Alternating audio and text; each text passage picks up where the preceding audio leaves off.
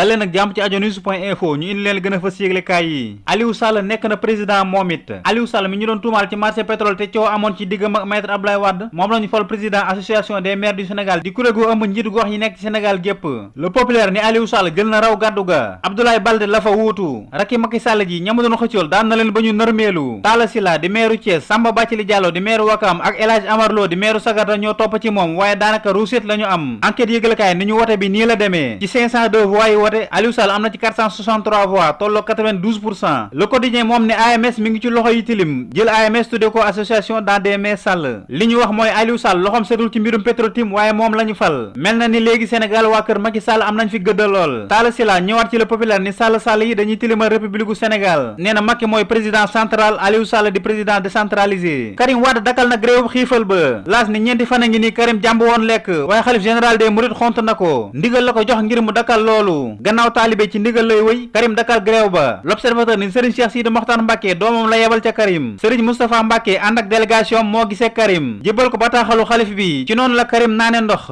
baayam di Abdoulaye Wade yëglekaay Youssou Ndour ni mi ngi waajal ñëwaat Sénégal ndax li dal doomam ji fan yi metti na ko lool. beneen pexe bu mu tëral mooy fexe ba avocat Karim yi bañetee layal Karim ci kanamu àttekat yi jublu ci sooxal àtte bi. ca Linguère ab accident yóbbu na fa bakkan. Le Populaire ni ñu benn xale bu jigéen bu doon def troisième moo daanu ci moto Jakarta ab oto fiir ko laata muy àgg l'hôpital la faatu. ñu doon dawal Jakarta bi ak camion bi ko fiir takk der yi teg nañ leen loxo. ci wàllum tàggat yaram yëglekaay yëpp dikk nañ ci jongante bi Sénégal war a amal ak Ghana tey. stade ni foog Sénégal dugg ci coupe d'Afrique bi duggin wu baax maanaam jël ndam li teg ci ne ci match bi Ghana mooy favori. Le Populaire ni Sénégal war naa dajeek équipe bu ko jigul ndax daje nañ ñetti yoon ci coupe d'Afrique Sénégal gañewu ko ci benn yoon waaye ci jongante bi boo moytul ay kàngam duñu ci bokk. Sadio Mané bu Sénégal ak bokkam wóorul. Asamoah Gyan bu Ghana moom sibiru moo ko dal te wéragul pelek waaye docteur gaynde yi di Fallou Cissé nee na ci Sud Quotidien Sadio Mané wér na mën naa bokk ci pom yi. Le Quotidien yaakaar gaynde yi xiiru ca Mongomo di ñaan li leen daloon ci atum 2012 ca Bata bañ leen dalaat maanaam ñetti match ñetti défaite. L'Observateur di seetu yan pexe la Alain Giresse wala indi ngir jël ndam lii moo ko doon fa séglekaay yi di leen jox dig daje suba incha allah.